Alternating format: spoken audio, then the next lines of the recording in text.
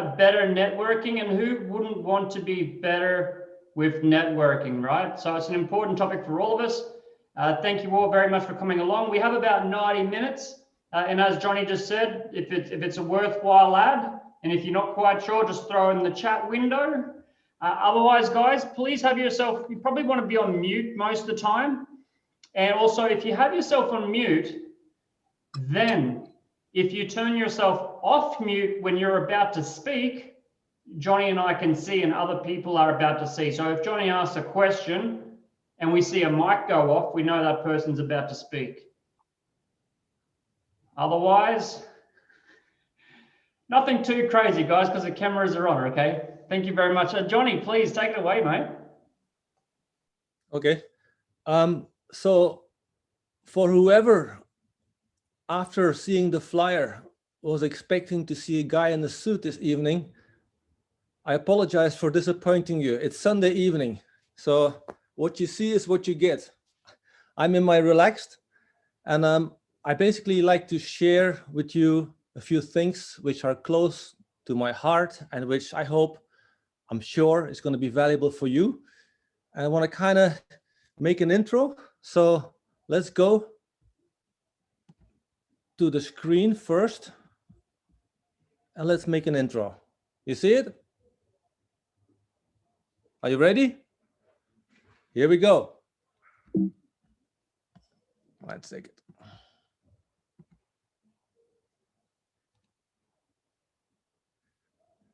Just to kind of look a little bit dramatic, because what I'm going to show you next is a bit dramatic.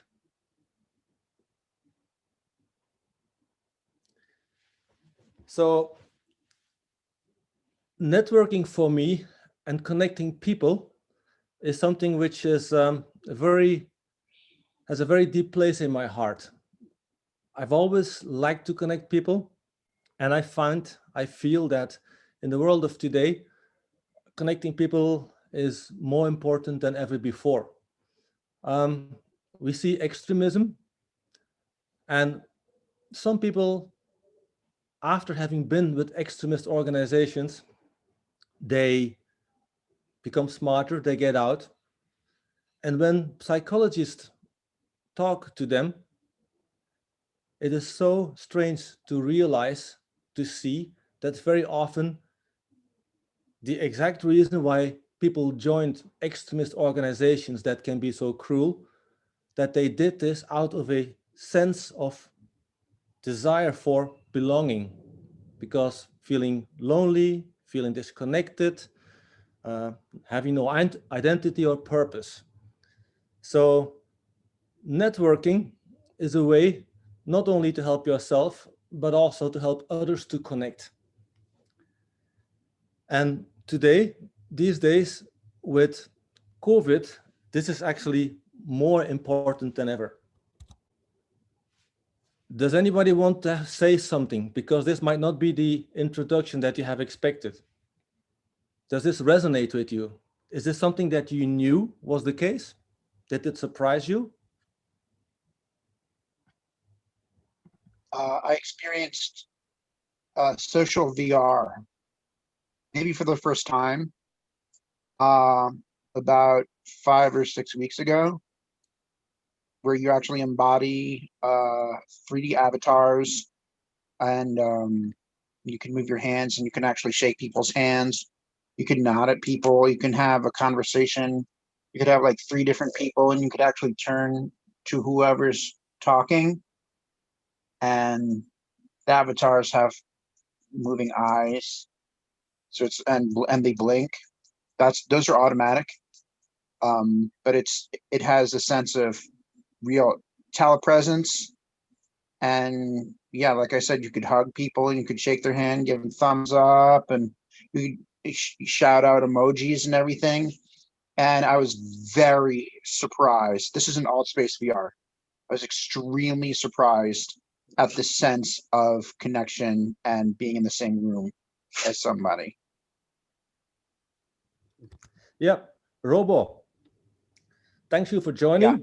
You jumped ahead one slide. That's something very interesting. It may sound a bit confusing for all the other people in this call, but it's going to become clear soon.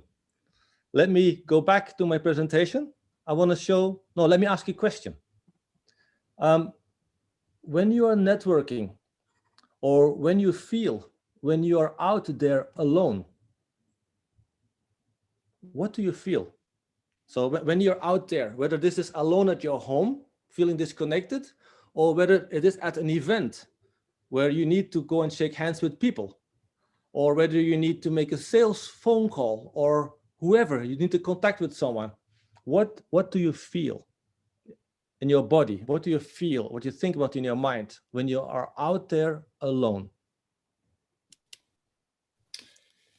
Hey, Johnny, this is Colin here. So for me, it really depends on the atmosphere. Am I networking, or am I just trying to be social? If I'm trying to be social, actually now, if I'm trying to be social, I probably get a little more nervous because I'm a married guy and I shouldn't be talking to, to say to women, hello, I'm Colin Thompson, right? But if I'm networking, I feel more comfortable. From networking, I have a purpose. So when I'm networking, I say, okay, I know nobody in this room. Who's going to be, I look around and say, who will be the first person I think that can warm me into a conversation so I can get warmed up with somebody who I think is easy to talk to. And that may be somebody who looks like me, dressed like me, somebody who I think is some affinity towards. But I typically feel pretty comfortable on the networking side, as long as I can find that first person that makes me feel calm down, and then I'm ready to attack the room. Good. You said two words. You said nervous and you said comfortable. So can you give me a few other words? And also, where in your body do you feel it? If I say I'm nervous, okay, so in other words first, ready, I feel ready. I feel excited because by the time I leave this room, half these mugs are gonna know who I am. So I feel excited about that. When on the nervous side, it's more of, should I be, because I can get very social. And again, I don't want to get myself in trouble. These days, just being friendly, some people take it the wrong way. So I get more nervous about, I got to make sure that I'm not coming off as too proactive, too aggressive. But that's on the social side. I don't really get nervous on the networking side. So I hope I'm sorry, you said where. I get nervous probably, I can't tell you where I get nervous in my head. When I get excited, I can feel the warmth all through this area here. I get excited. I get amped up about it. So I look at it like I'm about to go play a sports game. Kind of pointing at your heart now. Yeah, this is here. Yeah. Yeah, Jay, you tell me, where do you feel what when you're out there alone? When I'm out there alone, shoot, man. I mean, most of us came to China alone, right? So I don't get nervous about being alone, right? I get more excited. I'm going to go meet all these people, right? Because I'm doing it for a purpose. I'm doing it for a purpose. So I get excited about it. I get excited in this area, this general area here. It's like when I'm about to go play a football game. It's great to see, Colin. I actually can see your excitement coming alive. You Yeah. start moving. But I'd like to hear another voice, like Jay, for example, because I saw you raise your hand earlier, right? Yeah, I did, Johnny. When you asked about what is networking and what Colin has said brought back to my memory. When you mentioned compulsive networker, I immediately felt comfortable. My whole life, from the time I first set foot in China, was networking. And business and all the other activities became secondary to networking, because networking provided opportunities. And through networking, it was living life.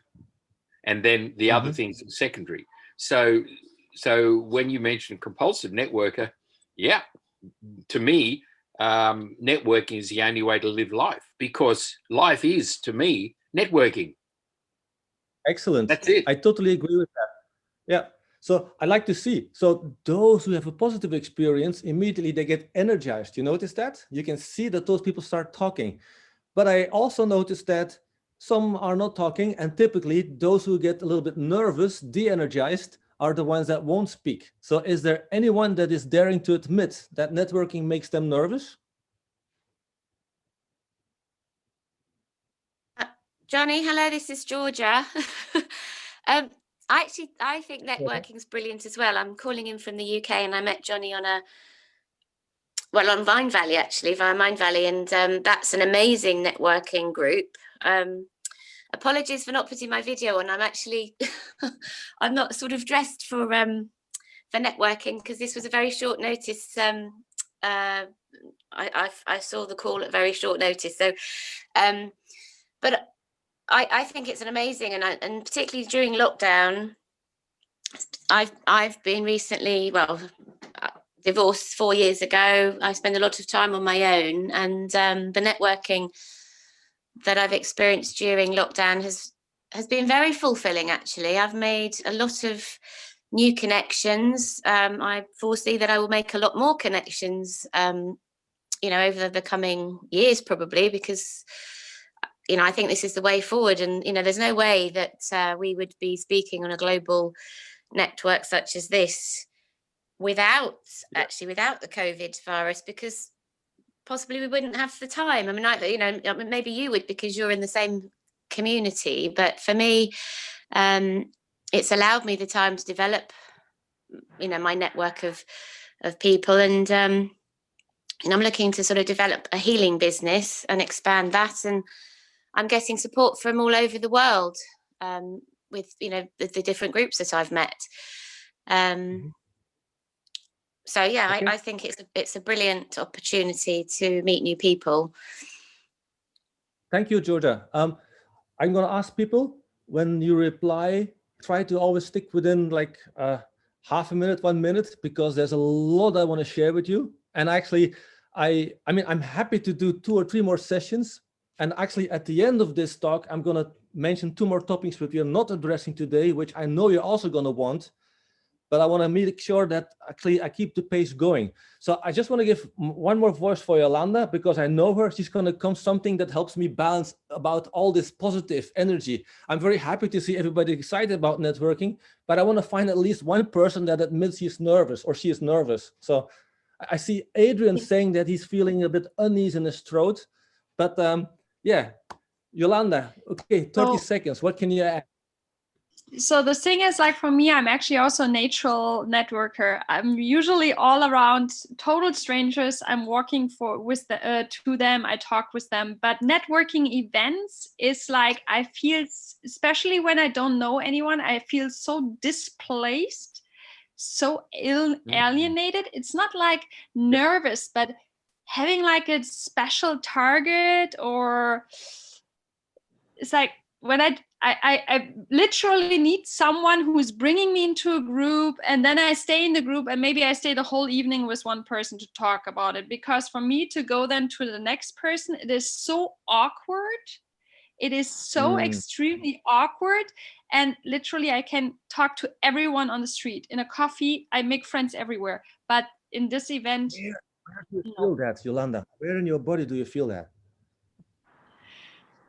It's in my stomach. It's like my stomach area, which is kind of like, no. And it's always the same questions, and I don't want to share with everyone. Gotcha. Like, I don't know. Yeah, this is what I want to get at. Thank you. So what I want to say is that everybody who shared some feedback just now, they had an emotion with it. And that emotion had some kind of a sentiment in the body. Now, what if that sentiment is something that we can measure? Because the mind is doing something to the body, right? You can feel happy or nervous, and you start feeling something in your body. What if we would actually be able to turn that around? What if we would be able to do something with our body actually goes into the mind? So now I'm going to give a bit of more context that is going to explain this exciting comment that Robo just made.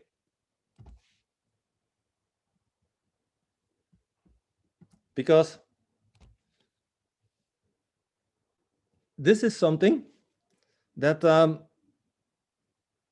in synchronicity or serendipity, as they say it, over the last couple of weeks with several people from Shanghai University, and you see one guy there, Brian, and Robo actually is his friend, his colleague.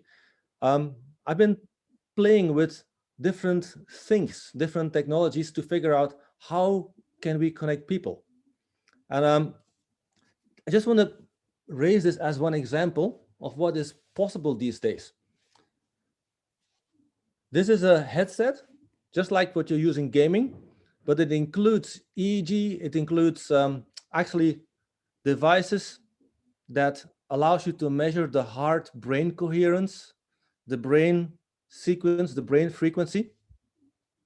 And it does not yet exist, but it's in the make.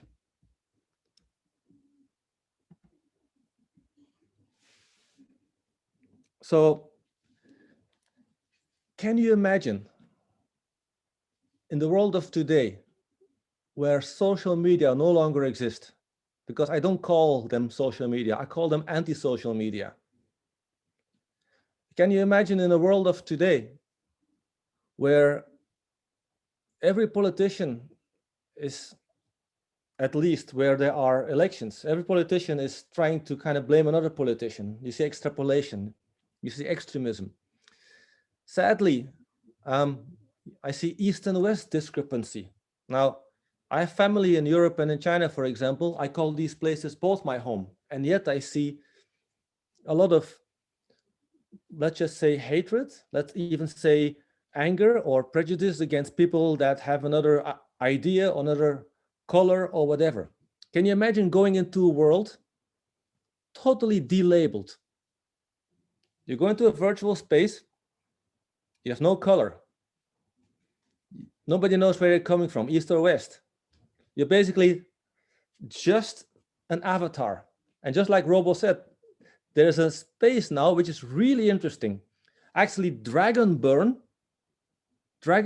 this year didn't happen because it wasn't possible for COVID. But you know what? It did happen. It happened in the virtual space.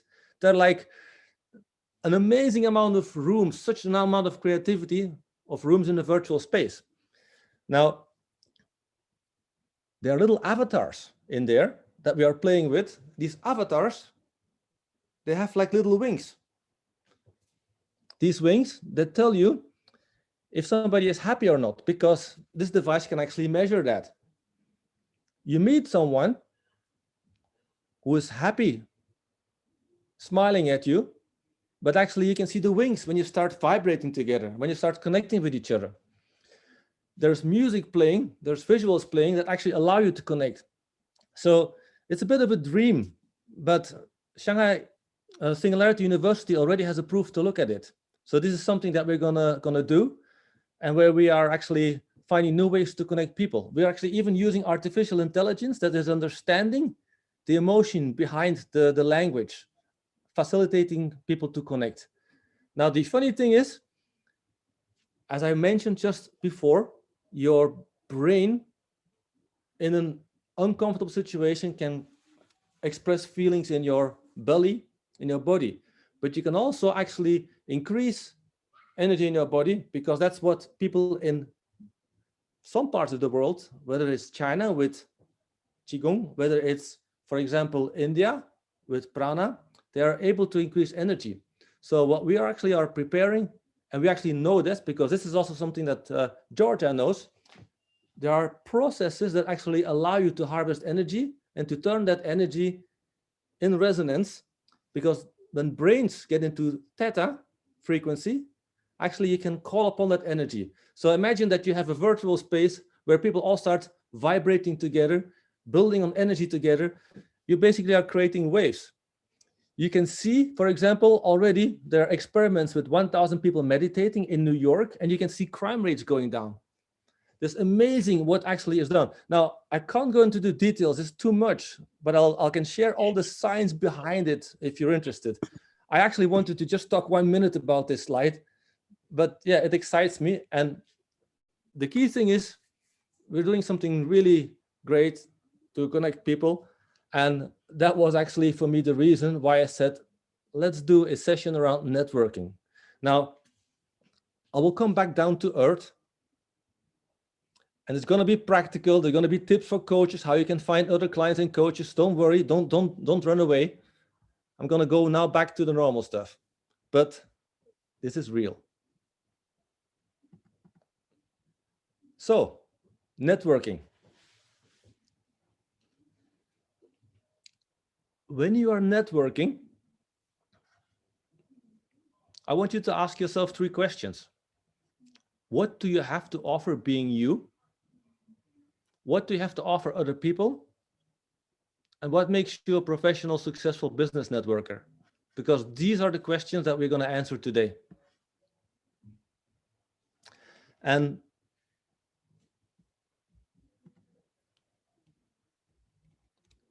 I want to show you this one. Oh, I have to do this. It's beautiful, like this. Voila. This is a lady that I met 15 years ago, 16 years ago. This little old lady, but she gave me a purpose. I came to China. I was an environmental consultant, and I thought, like, okay, let's restart my career here, try something new, exciting. Because I've done that 10 years in Europe, and I want something new because I know something about environmental consulting. But one day I went to the site, a factory, an old cement factory, and I was sent there to evaluate that cement factory, whether or not this would be a good acquisition for the company I was working for. They wanted to do an acquisition. And when I arrived there, I saw this old lady. She only had a few teeth, but she gave me a real smile. And it touched me because she reminded me about my own old mom. But what really struck me and what pained me in my heart is to see that she was barefoot standing in cement waste, shoveling hazardous waste. Because I know it enters the skin. I saw her skin was terrible and it was very hard work. And I was working for a company that was going to put in a lot of money to buy that factory, or that was not going to buy this factory if I told them this factory has too much problems, you need too much investment, don't go there. But I knew if they would go there, they would modernize the factory. That evening, I spent a lot of time to really write a report, trying to motivate how they could solve all the problems, because I wanted them to go there. Actually, half a year later, they did buy the factory, and 1 year later, I did go back, and I did see the old lady, and she's got, I don't know, probably even a tooth less, but she recognized me. The first time I saw her, she never saw a foreigner before, so you could have seen her excitement. Now she actually was even more excited because she recognized me. But she was wearing shoes, and she was wearing clothes, and she was doing not hard labor in not dangerous circumstances. Now, that evening that I was writing that report, I felt I had a purpose. The time I went back and saw that lady again, I felt I had a meaning. So I'm sharing this with you because when you network with people, when you impact people, it are the things that actually touch your heart that make a difference. It's actually what you do that makes you happy when you do it for others. There's been a test done in Harvard. They give $10 every week to some people. Use it for anything you want.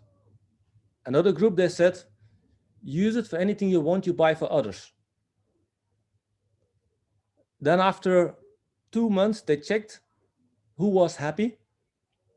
Those who were giving it to others. It's a small thing. Another study shows people who've been in their career happy, unhappy. And every time when they looked at this, they saw that when people are actually doing something meaningful for others, meaningful for themselves, for others, that's when they're happy. People who have been acquiring all kinds of assets, they weren't happy. So when you are networking, that is a very important part, because in this way you actually own what you do. Have you ever felt awkward doing a sales call? Have you ever felt awkward at the event trying to sell someone something or sell yourself? It is because what you're selling, your message you're giving is disconnected with what is in you. Because I never felt bad selling any kind of environmental consultancy because I was so passionate about wanting to help others to improve because I knew it was good. If you don't feel good about it, it's because you don't believe in it. If you don't believe in it, you're not going to own it. You're not going to be able to bring it. So what I would like to do is, and Adrian, I hope this is going to work. I'd like to do a very quick exercise with people in group, just maybe like 5 minutes max, where people are going to talk about who are you, what do you love to do, who do you do it for, and also what those people who you are doing it for actually get from it, why they want it, and how they change as a result of that. I'll give you an example. It could, for example, be what you do. You can say something like, I give kids awesome dreams. Or I help people look and feel their best. Or I help people get the greatest work in the world. Now, these are quite genuine things, right? But it might be that what you like doing. It might be that what you like in your work. Because once that question comes, you're gonna be able to explain, like, how do you give kids awesome dreams?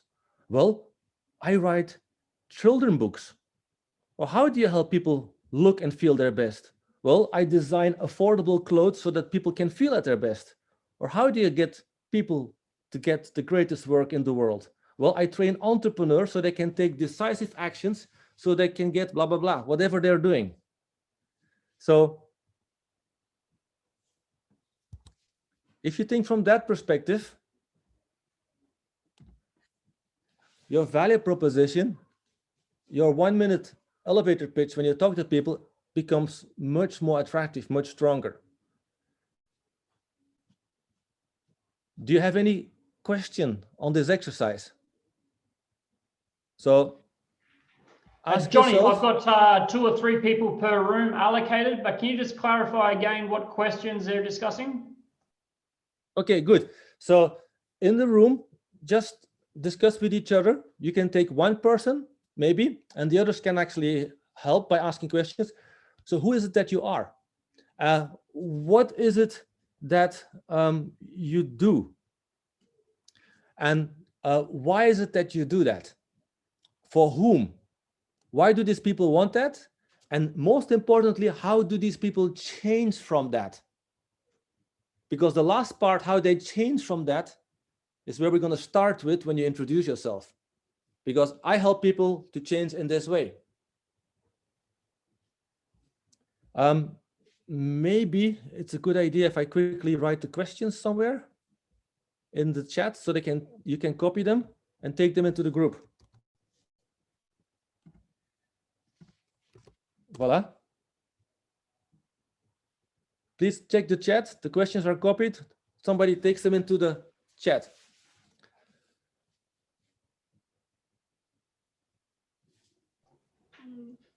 Any more questions on this? Guys, in a moment, I'll press a breakout room and everyone will probably automatically jump in a room. And for 1 or 2 people here that have 2 people, like Robbo and Ross, I've got you guys together. So that'll be sweet and fine.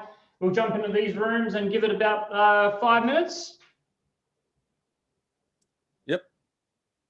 All cool? Yep. Great. Time to talk and meet people. All right.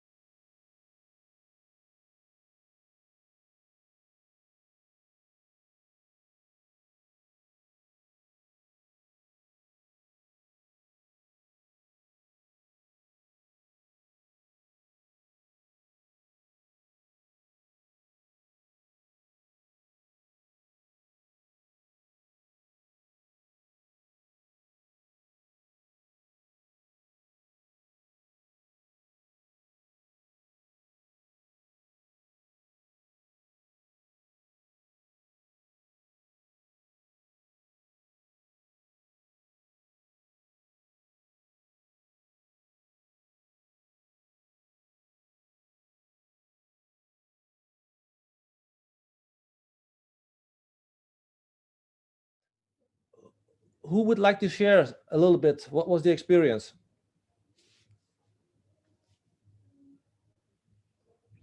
What did you come back with? Who are you?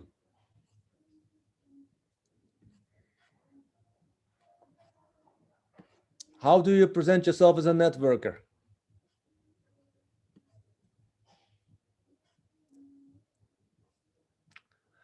I thought you guys were networkers. I can Not try being to nervous. share a little bit. Yeah, I can share a little bit. Okay. So in my group, I wasn't the one who was sharing. Somebody else was. But I'll tell you what, she had a very, very good point.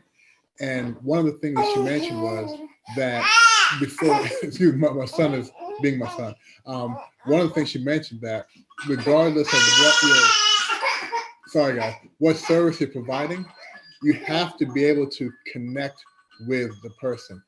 Somebody said you can't come off as a salesperson. You have to come off as a potential friend, but you have to develop that personal feeling first. So regardless of who you're serving or how you're trying to serve them, you have to make that initial comfortable, make them feel comfortable with you, and not that you are trying to have a relationship with them because you want something. So I hope that made sense. Yes, definitely. There needs to be a connection. That's exactly the thing. Who else would like to share something? Matan? Yeah. Connecting, especially in a networking environment. Can you speak a little bit louder, Matan? Yeah, I said like connecting, especially in a networking environment, was never my element, but it was good to see that I'm getting better in it, and I'm getting, in a sense, that I'm getting more comfortable with it. And I also can recognize that I still have a long way to go, especially in the way like I articulate and presenting, but it's a progress because I'm not as uncomfortable as I used to be. So yeah, that's great. Yeah. Knowing how it is, how you impact other people, and also knowing why it is that you like that, so that you can actually explain it with passion, immediately gives you a connection with the person. And knowing how it changes the person, so that actually you can explain specifically that, what it is that you do, allows you to very easily open a conversation in a way that it attracts the other people, because they're gonna wanna know how you do that. So many of us like what we do. The question is, how good are we in expressing it? Any other questions? Otherwise, Robo, go ahead. Hi. So sometimes I feel a conflict between being able to say something quickly, and which also means that I have to use bigger words. So in the interest of trying to get my point across quickly, sometimes I'll choose a word that, has a whole implication. It means a whole sentence, or it means a whole, it stands for in place for a whole bunch of other words, but then sometimes that could be confusing in and of itself. And those bigger words were chosen sometimes to just, get that elevator pitch out, get that one or two sentences out, and then see how that lands, rather than talking too long. Because if that thought doesn't land, then there's always the possibility that someone will be like, okay, so what do you mean by that? And then I actually know what to spend more time on explaining. Mm-hmm. Yep. So it's a balance. Yeah. The longer you take to explain something, the lesser actually gets through. That's a very funny contradiction. Now, there's one thing I want to share before I go to the next part, and that is that people do see when you're genuine, right? Because when they look in your eyes, they can actually read, feel more than what they make me think. So whoever you're standing in front for, if you are genuine, I always say it's genuineness that opens the heart, like this, because your defense goes down. You're not thinking like, what they're trying to sell me. And once that heart is open, then you basically have direct access to the heart. Then it's all about passion. It's all about energy. The more you're passionate about something, you actually can go directly straight in and resonate. So good. Thank you very much for the contributions. The next part is all about networks and connecting. I think you maybe already know that there is a rule saying it used to be the 6 degrees of separation. These days, with internet, it has become 3.9 degrees of separation. It basically means that if you know one person, that person knows another person, the second, that person knows another person, the third. You don't need to get to the fourth person to be connected to everyone in the world. So it just takes you basically 3 other people to connect with the whole other world. And there's even jokes about this because you can cheat, you know? There used to be the joke about, hey, you know, I know the daughter of the Emperor of China. And you say this to the President of the US. And then I'm going to say, oh, really? Yeah, I'm interested in knowing the daughter of the Emperor of China. But then you go to the Emperor of China and you say, hey, I know the son of the President of the US. Would you like to meet him? Oh, really? Okay, I'm interested in meeting them. So you can do a bit of bluff when you're doing networking. And basically, suddenly this person who didn't know any of both of them gets connected with both of them. It's an old trick. But what I'm trying to say is connecting people can be done in many ways. And the next thing I would like you to think about, and again, this is a small group exercise, is what kind of networks do you have in your life? Because you may have a network for where you live. You may have a network for the people you work with. You may have a network of your friends, or you may know other people that have a network. So I'd like you to think about how many networks do you have? And who actually is in those networks?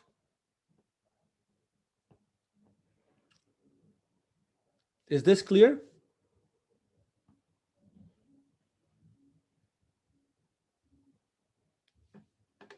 I can give you maybe my own example. I have a few different networks. I have a network of people that do coaching. Actually, there are several platforms that I'm in, and together it's a few thousand people. I also have a network in LinkedIn, which I've built over the years. It's about 20,000 people. I've got a network in WeChat. It's about 5,000 people, 4,000. But I also have a network of people that are in energy work, and this is growing quickly, already a few hundreds. Now I have a few networking people, like you see Robo. It's all about tech and AI. Now they are also networked. So what if you start connecting those networks? You see, I'd like you to think in terms of which kind of networks can you have? Because there's different aspects of you as a person in your life. This is very short. What is the shortest feasible time, Adrian, to have a decent conversation? Is it 3 minutes? I'd like to come back with crazy networks. Hey Johnny, can I ask a question of clarification first?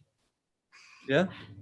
Yeah. So when you say networks, are you really speaking more of the professional networks or also our social networks, which I've tried to keep very different? So when you say network, do you just mean networks that we want to use for professional reasons, or social networks as well? Well, this is exactly the question I'm actually asking you and the people here. So you say you'd like to keep them separate. You may have the reason for that, but other people may have the reason for connecting certain networks. And I really would like to ask people, how crazy can you get in terms of which ways do you know to connect with people? What kind of networks do you have? I'd like to get at least 2 ideas coming back from this big group with a proposal, a suggestion of a network. Say like, I never heard about that. Never thought about that. I have a school network.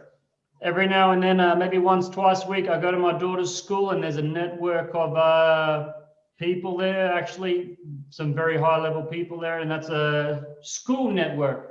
And I've got a business, a BNI, a business network as well. They're quite different networks. Ah, great. Yeah, Yolanda. I have actually a cool one. I have a man's network. Oh, how does that work? So I have a man for spiritual growth. I have a man for hang out, doing picture editing and having dinner. I have a man for repairing something in my household. I have a man to go to the flowers market. So of course I'm also contributing to their life, but I have a network of a support system for different things. So yeah, which is kind of beautiful. So I call it my man's network. It sounds very using, but it's not like that, of course. Interesting. Other comments? Yeah, why Anybody did so wants many girls suddenly shift around when she said that? You want to have tips from Yolanda on the male network? You want to join the male network for the man? Well, Johnny, because Yolanda mentioned that, I know someone who does most of his selling using his Tinder profile. That's an interesting one too. Mm-hmm. I have to say, I don't have a man for physical interaction, so it's not that far. So I'm single though. Is that an announcement of a gap in your network? Is that the message? I think that Yolanda is talking about personal training. That's the physical network I think she's talking about. Yeah, they are too expensive, personal trainers. Yeah. Minimum in my gym. Has anybody ever heard about a dog network? And cat network? Yeah, I have a dog network. And did it help you to connect with me? Pardon? Yeah, did it help you to connect with others? Well, yes, absolutely. Because funnily enough, I was saying to Stella, my new sort of direction is actually healing animals, and I found that I was able to heal animals because I was walking my dog, and I met a dog and his owner that was ill, or the dog was having problems, and I was able to heal the dog, and that then made me realize how powerful effect I could have on the dogs. And so every time I'm meeting dogs with problems, I mean, I'm not, as you say, it's a compassionate, passionate, genuine discussion. It's not trying to sell anything, because at the moment I'm not even charging money. I'm trying to build that side of my new world, if you like. But yes, I'm meeting people with animals that need help, and I've helped quite a few. So it's a very positive thing. Interesting. And actually, I like that one. Women's network is also very, very great. Mm-hmm. Yes. Well, I've joined, like Johnny, I have a different, several coaching or different courses that I've joined, and I have good networks, and the women networks are very powerful because we all understand each other very clearly, and what our needs and barriers are. this is obviously a much more mixed group, but yeah, women's networks are very powerful. I mean, to be honest, I don't really enjoy social media, and I haven't really developed my LinkedIn, although I have a profile. It's very, very out of date. But they're all things I've now got to look into. And in fact, when I get my, if you like, my business model set up with the healing, I've got a lot of dog networks on Facebook. You know, I'm a member of different groups because one of my dogs was ill. So there's a turmeric golden paste group. There's a lurcher group, which both my dogs were lurchers. I volunteer for a dog charity. And those networks are sitting there, if you like, waiting for me to, if inverted commas, come out and say I'm a healer and I can help you. And that's where the discomfort is in the charging the money. It's that exchange that.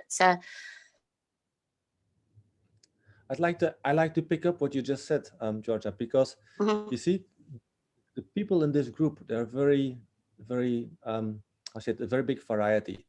There's some people in there that are like coming from a corporate world, because I know the people, and some of them actually are more like in the tech world, and then other people are in the world of healing, energy work, and then others are more in the world of science.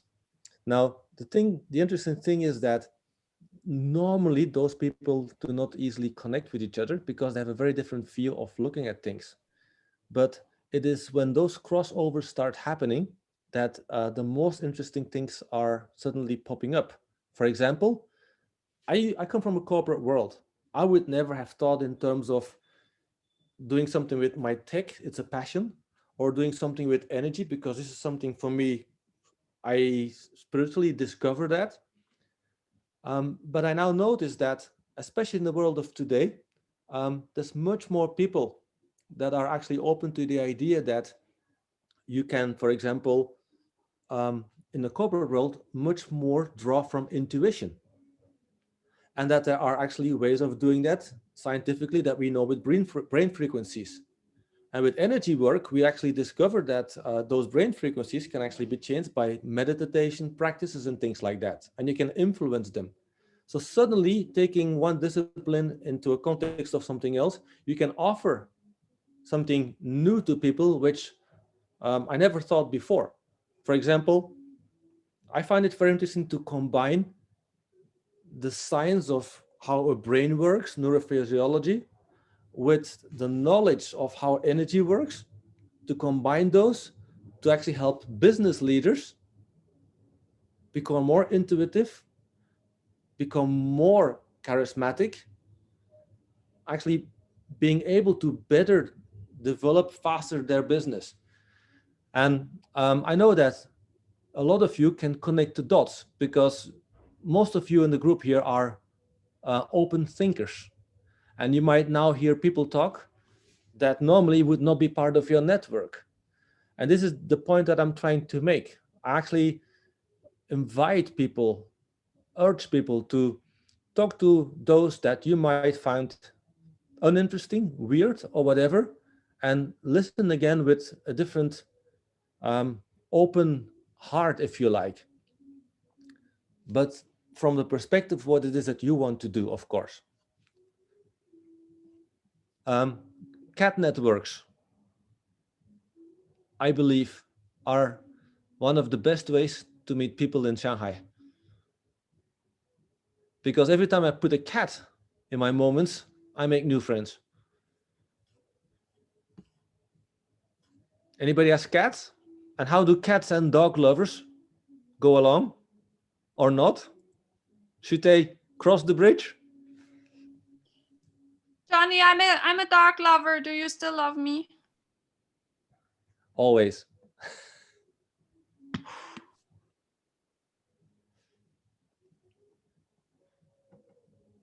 Anybody has any comments or question on this?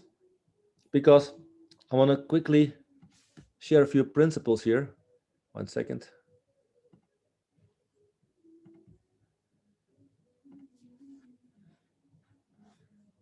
So when you connect people,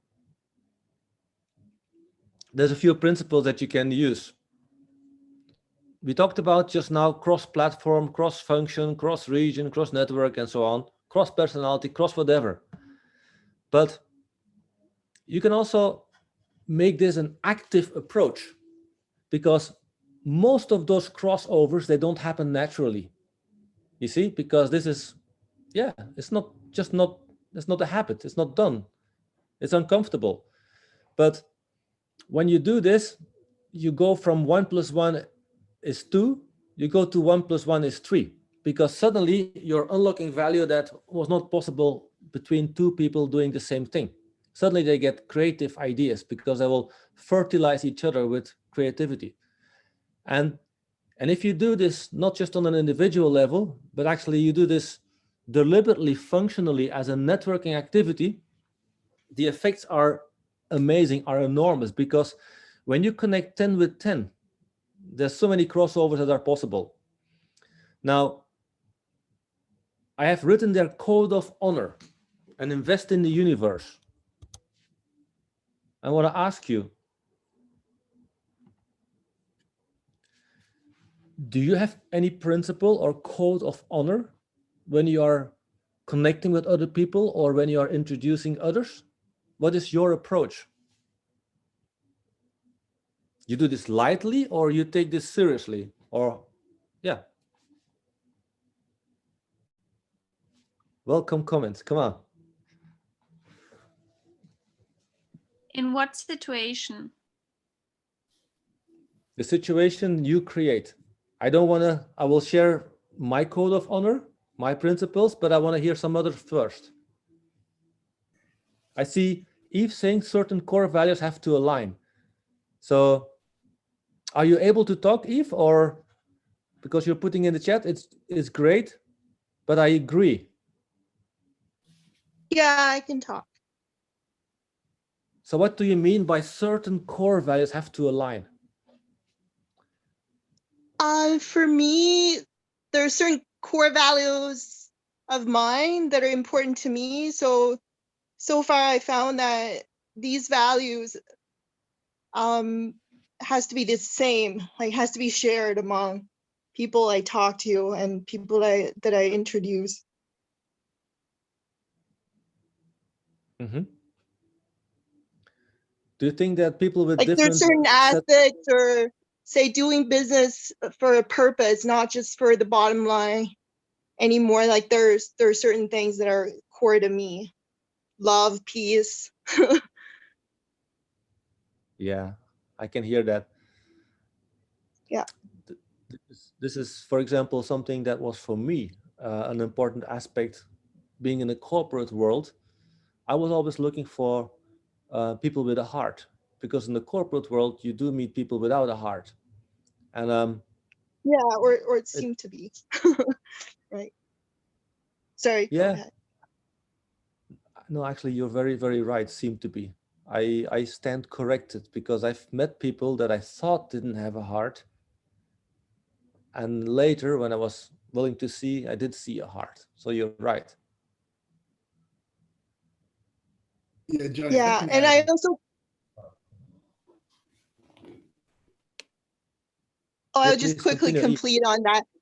Yeah, I didn't mean like I think everybody does have the heart, but I also see your point of view. It's just now I try to pick out the ones who are already clear about that, who share the value that we are now putting this purpose as a priority in our business, and then they're already focused on working their business or everything else to align with our core values. So we pick out those first, and then maybe the ones who aren't so clear about this agenda or purpose yet, or the Quocos seem to not have a heart, like they can be secondary. I used to just take everyone, like I love everyone. I know like everyone needs love and all that. So now there's also in the approach that you were asking for, I also take the approach to prioritize, because I felt that amongst the people who are clear that we need this alignment and we're executing towards this, can make things happen faster and have a bigger impact and influence the other ones faster, like sort of like the meditation you were talking about earlier. Like, let's pick out the 1,000 that can do this, that can affect a lot more, and that's the efficiency I sort of work on too. Mm-hmm. Well, we're gonna teach people in a natural way to actually do this automatically, so it's gonna be nice. Colin, you were saying something.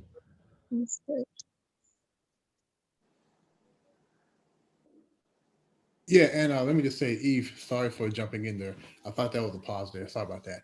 Yeah, so John, to answer your question, if I think about what I call my code of ethics when I network and when I meet new people, I think it's changed over the years. If I go back, let's say 10 years ago, go back 5 years ago, I was more concerned with trying to match what I show to that group. For example, if you're in a cat loving group, I was more trying to match my personality to the people in that group. I have a lot of exercising groups I'm in.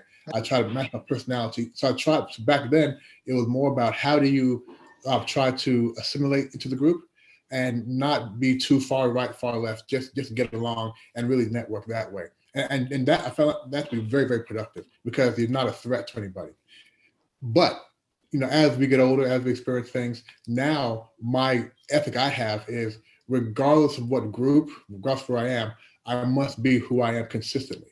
So the same person you get in one group is the exact same person you're going to get in a different group, because it makes sure that I'm showing people who I am authentically and who I am truly. So my code of ethics or my code of honor is to always be who I am and don't have any apologies or apprehension about being who I am.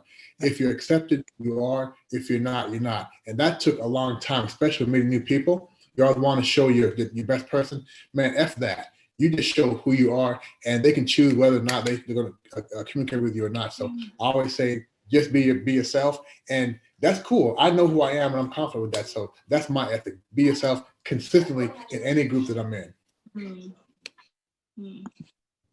Yes, and this actually is what we were trying to explain as well in the first point. Really like standing your ground, who you are. Very, very, very correct. I always like to say, just be yourself. Don't try to be somebody else, because everybody else already is taken. Yeah, it makes sense. Yeah. Any final comments before we go to the professional networking part? I forgot. Just what you just said. Say that again, Johnny. Be yourself because... Just be yourself, because everybody else is already taken. So everyone, no matter who they are, have a little something special, a little something different to offer. Nice. Yes. And the more weird you are, the more unique you are, the more interesting you are, the more funny you can be. So never feel weird. The more you try to just act upon the label, the more boring you are. So if, for example, you have a job title and that's what you are, then that's very sad, because doesn't say who you are. Sometimes I like to do this when I'm actually at an event, and sometimes people are like, hey, how are you doing? Sometimes I just say, oh, I'm just being very happy. And that's not the reply they expect. But that actually allows me to explain what actually makes me passionate about what I'm doing.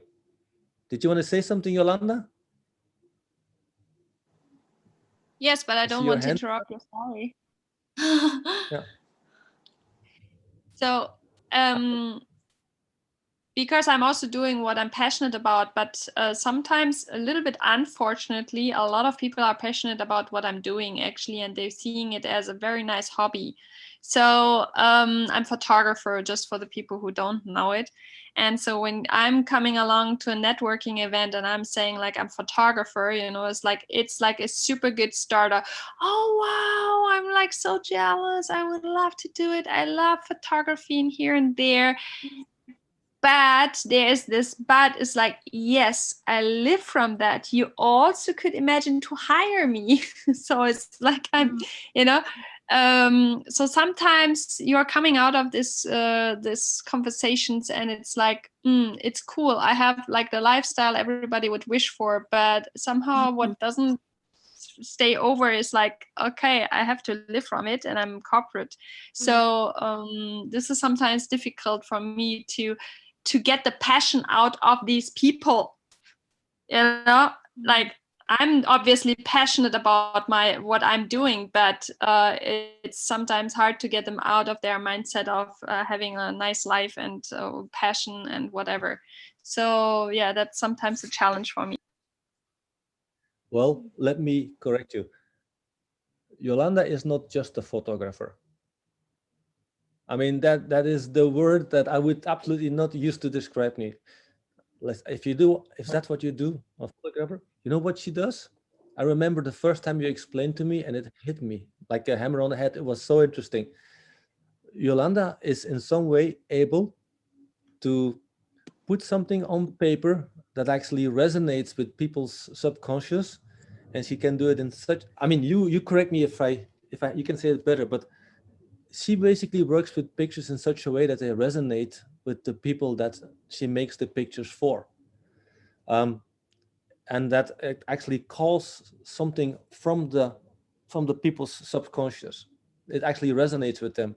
Please, Yolanda, you tell this again, how you told me, because that was for me way more than making pictures. And that is what I remember from why, if anything I want to do with pictures, or I want to ask something about pictures, you're the first person I will ask. But that's the thing. Okay, this is my art side of you know. Can it not live from that? But I can heal with it, and I can certainly like raise people's inspiration, or I hope that I can inspire people also to move on and work on themselves and like create a new self. But for networking events, I'm not going out as an artist. I'm going out because I want to do factory shootings, or I'm an event photographer or something like that. And so this is also another thing, like I have these two sides in me. The one side, which is really contributing to society, giving value to people, giving value to my own healing majorly. This is where it comes from. And now I'm moving forward to try to make a living out of it, or I will succeed. And that's why I'm studying life coaching and NLP now, so to use my art and connect it with business. But then, like, still previously networking events, it is another thing. I'm not like selling that yet. I'm selling something else. So, and that was already difficult. Maybe it's aligning more actually when I'm now pursuing the healing part more. Okay. The pictures that you make, they talk to me. And I wonder if you are gonna coach someone or do something with people, if you take pictures of them and you show them how they talk to them and how that basically opens a conversation for you as a coach. Have you ever thought about that? Not in the networking for coaching business yet. So, but I will definitely get some information and inspirations today from it. Thank you. Yeah, start with taking pictures of people and start off talking to them, and then talk together about the pictures. Just an idea. All right. My code of honor is that as a networker, I really like networking. I always like the idea of meeting new people. And my code of honor is whoever you introduce to me, he or she is going to call you back saying, thank you so much for introducing that guy. That was so interesting. You see, that is, for example, one way of approaching networking where you become somebody who attracts networking. Another principle that I use is invest in the universe. I get to know more and more people. with my crossover of my networks, I've calculated I have about access to 500,000 people.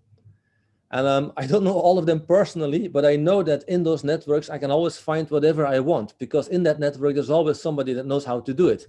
And these networks are very, very different, right? So whoever comes with a question to me, I always will find somewhere for a solution. But I actively network. That means if I see somebody with a need, even if it's not asked, I kind of like the idea, I'm just gonna throw a little cookie on the table for them, and they're gonna be happy, because I believe in investing in the universe. Whatever you do for people without being asked is always coming back, you know? Not just introducing A to B, because both of them will be happy with each other and they will appreciate you, but even just for C.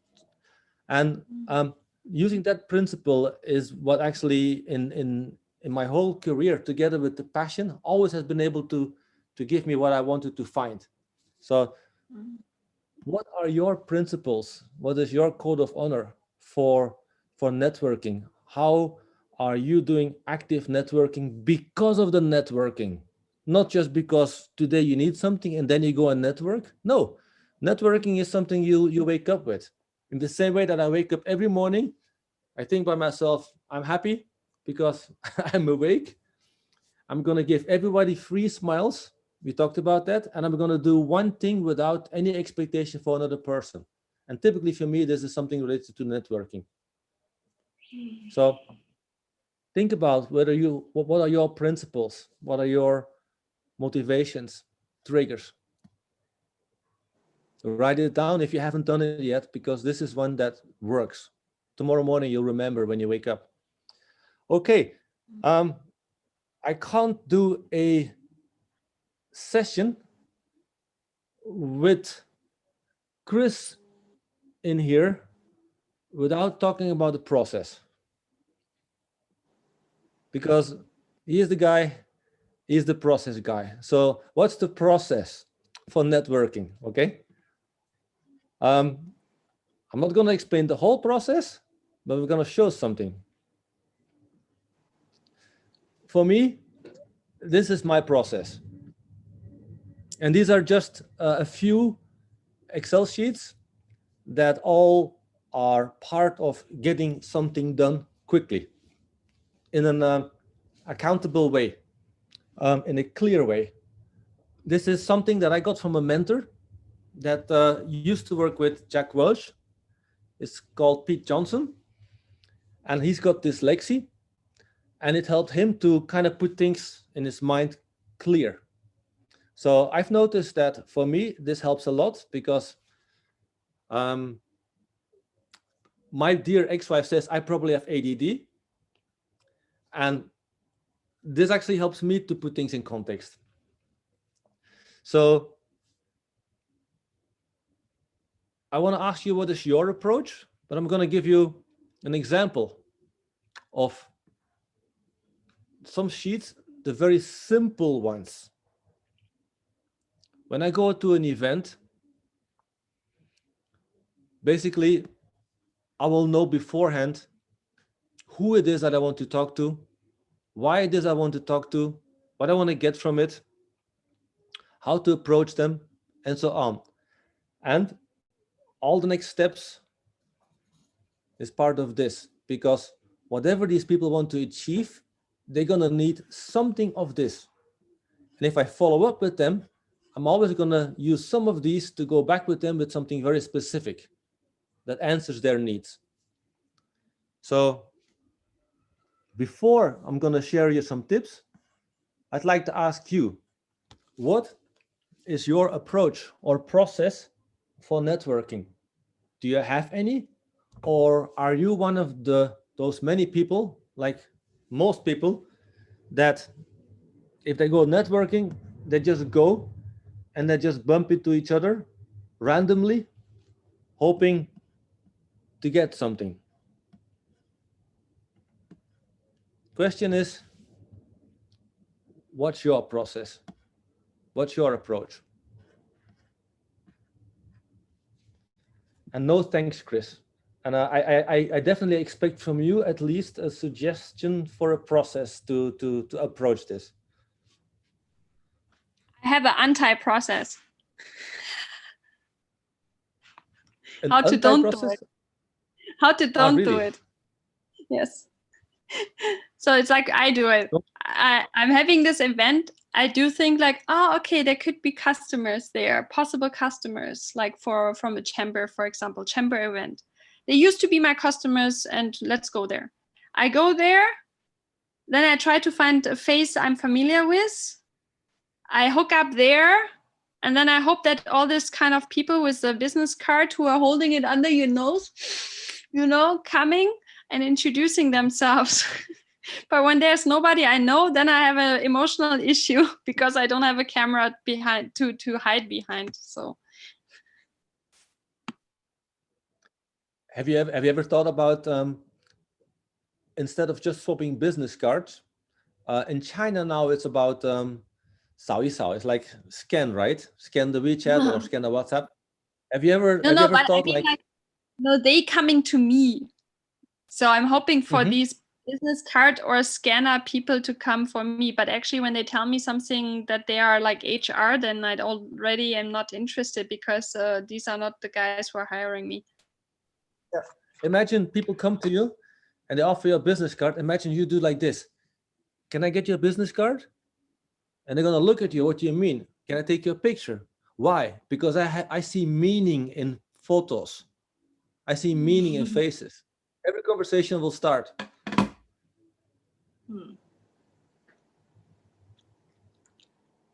Other people that have an idea or a process. Adrian. Yeah, hey, so it might seem different, but it's completely relevant.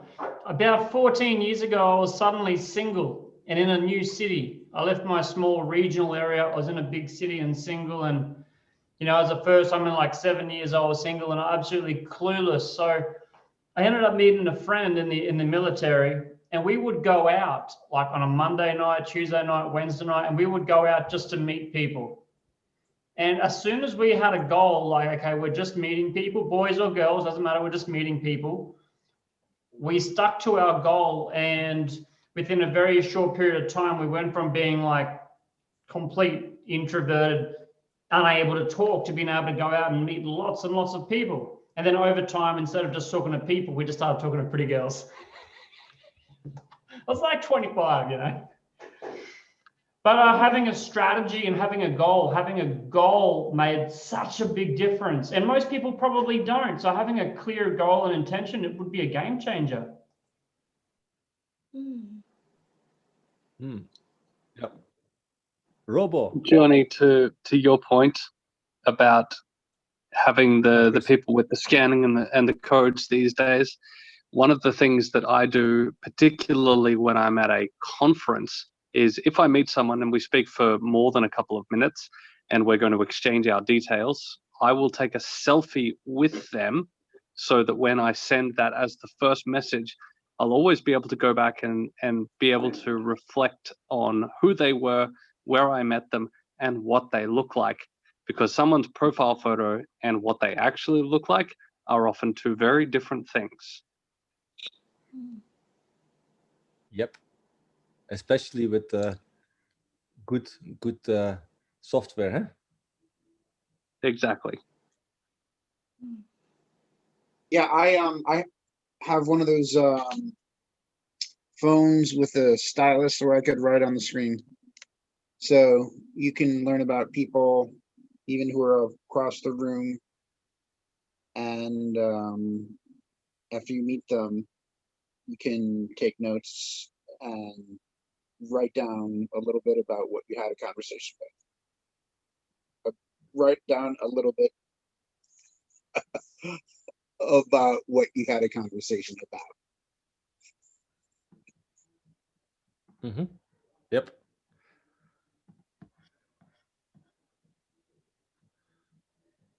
Other processes, suggestions. Jay, did you want to share yours? Form? I'm sorry. I'm looking after my old mother and I'm getting a lot of interruptions. I just got back. I'm listening in. It's okay. I'll come up to speed in a minute. I don't have anything much to share just now. Thanks. Well, thanks a lot for sharing that in the chat. I think that was a very good one. You mentioned a system called FORM, F-O-R-M. Yes. Mm. Yeah. I've found that now over more than 20 years to be an effective way of getting somebody else to feel comfortable of communicating. Because my belief is that when I'm networking, I'm out there to find out about them. The less I talk about myself, the more comfortable I feel. Yeah, I think I would like to share. I think what he said is really right. When you first networking with people, it's also determining if you approach people or people approach us.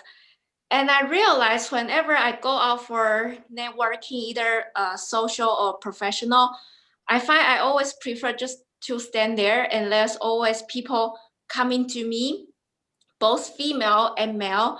And I find their first sentence to say a greeting to me, they always say, "Oh, I find you look very let me say, I thought I saw you somewhere else before." And I realized sometimes the people will just use this to bring a closer the relationship with me. But actually, I find the places they say where they saw me before, and I usually have never been to the places they say. But I realize it's just from the conversation we find. Maybe I'm a little bit attractive, or from people's eyes perspective, I have some value, and then we keep going on, find some similarities or something we are interested in, and that's how I feel. Okay, it's a little bit effective to me, but I find it's always me. If I just there, I don't approach people, I find it's more people coming to me rather than I go out and to reach out people. Yeah, so that's how about me, the situation. So that's how I feel, make myself seems very valuable or special, like people can remember me. That's also one of my strategy. Yep. Thank you very much for this sharing, Arlene. It definitely is a different story when people are coming to you. This is, for example, also why if you have the chance to be a speaker or a chairman for an event, it's always a benefit, because you can let people come to you. It's very good. Mm-hmm. No, never mind what they're saying, whether it's correct or not. It's all about the connection, right? Yes, it's a connection, and they are interesting you, and they want to find, especially in the dialogue, find something similar, and what the opportunities can coming from the conversation. Mm-hmm. Mm-hmm. Yeah. Okay.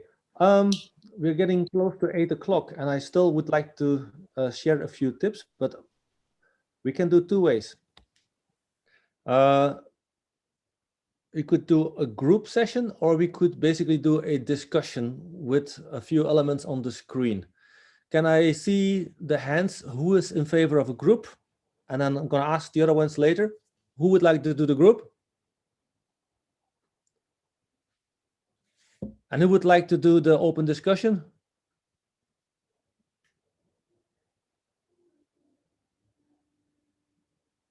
Okay, I think I saw more hands for the group. Is that correct, Adrian? Yeah, there was more hands for the first one, for groups. Yeah. Okay, so then I'd like to talk about offline hunting tips. What I mean by that is, in case you go to an event, right? What can you do to basically come back with the most meat from an event, most connections? So offline hunting tips. I'll share mine afterwards, but I'd like you to, in the group, come up with a few.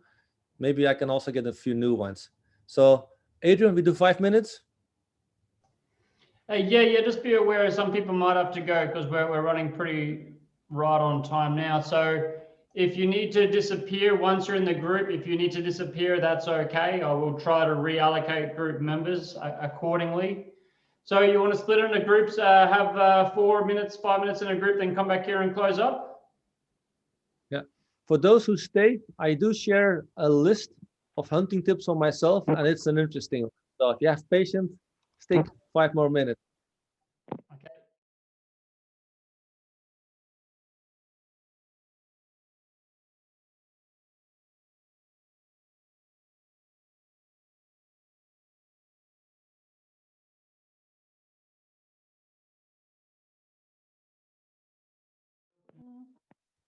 Thank you for making it. Hey, hello everyone. What did you figure out how to catch the meat? What did you learn? How do you capture people during offline events? I gave away all my secrets, Johnny, to Winnie, so I suppose I could share them. Yes, please.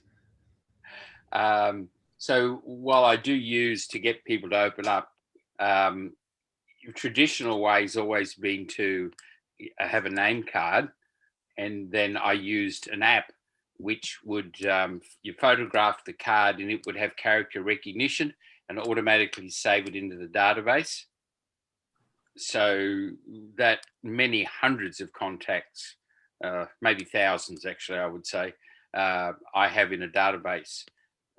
Many of them have gone and drop off, but that's doesn't matter. And then in the later times, probably the last 3 years now, I've been taking photos. Always after talking to a person, I take a photo of us both together, and then you can save the file as the name of the person and where it was at.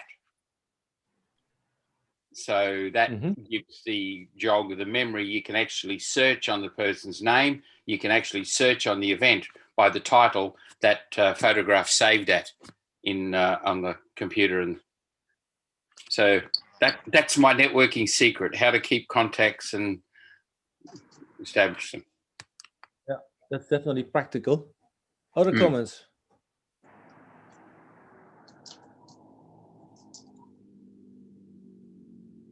If not, I'm just going to throw my last tips. Know the organizer. Hey.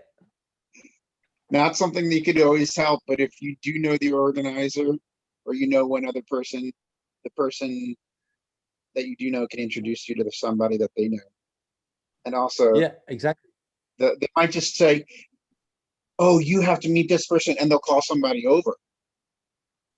Yep, excellent, exactly. Robo, you just reminded me. There's one other. That is be the MC if you can. Volunteer to be the person standing up front. It works very well.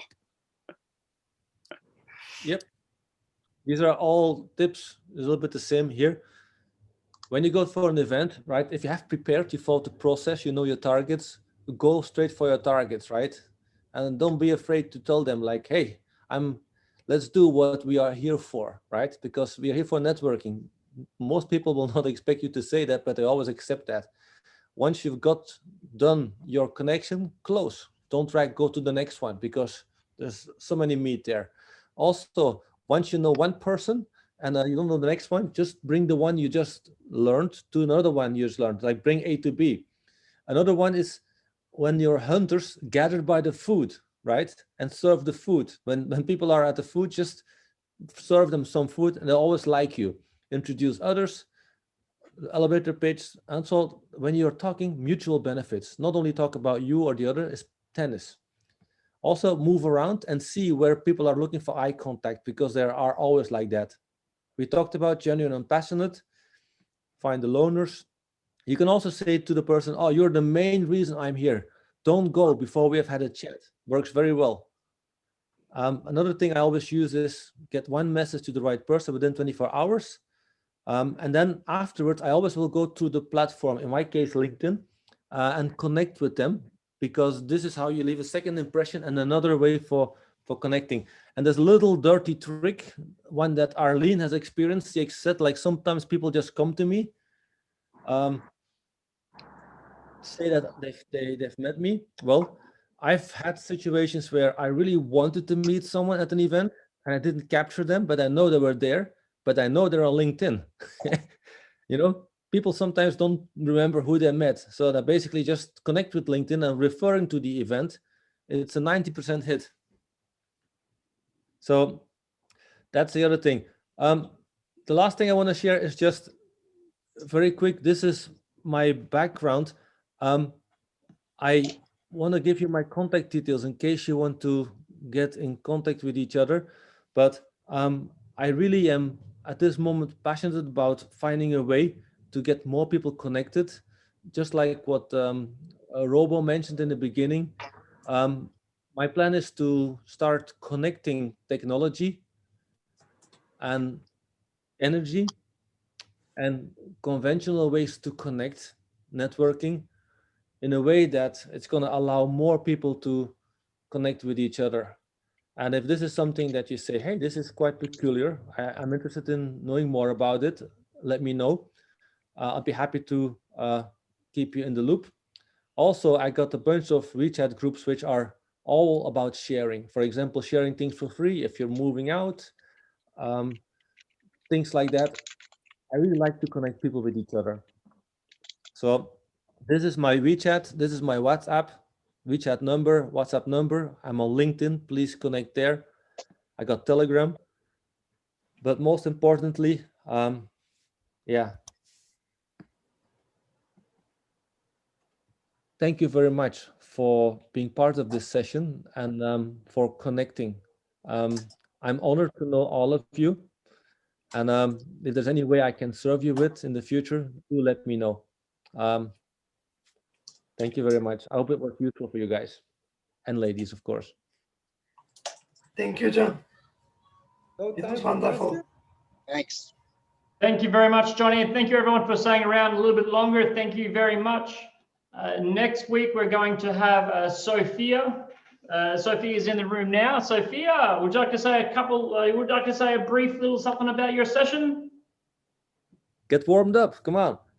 Yes, well, first of all, thank you very much, Johnny, for this session and for everybody you brought in, a lot of new faces. So if you're interested to discover more about what self-esteem truly means to you, well, make sure to tune in next week at the same time, and we'll be talking about that. So looking forward to having you there. Thank you very much, Sophie. Hey, Johnny, is that important stuff for networking? Yes, for sure, because if you don't have a good self-esteem, you're not going to be standing in front of people and leave an impression that is going to let them wanting to be connecting with you. Voila. And by the way, I'm looking forward to that, Sophie. Thank you also for actually pointing that out. You made me aware. The best way to kind of say that I'm a networker is, how many new people did you get today, Adrian? I got to meet a few, and I actually got to see a couple of people's faces, like Miss Sarah. Very nice. Astrolita was saying that we never had so many new people so quickly in such a short time before. So this was actually just within like 36 hours. If we would have done like a week before, I would have been able to reach out to my network. So now it was kind of like short, but I did enjoy it. And nice to meet you too, Sarah, and everybody else here. If you want to hear more about the future of marketing and some of the future of business as well, just let myself or Estrelita know. We'll see if we can get Johnny back to do a deeper target. I mean, personally, I get really excited to hear that futuristic stuff that he shared at the start. And then Ross or Robbo was sharing about the VR event. That stuff excites me. I'd like to have him again talking about that. But if you'd like to see him again with something else, just let us know and we'll see if we can organize it, or we'll see when we can organize it. So thank you all very much. Do feel free to stay in here if Johnny, myself, and a few others have to check out. But thank you all very much for coming. And thank you for joining from the UK, Georgia. It was nice to see you there. Thanks, Matan. By the way, Matan has another great platform. Yeah, he's doing the same.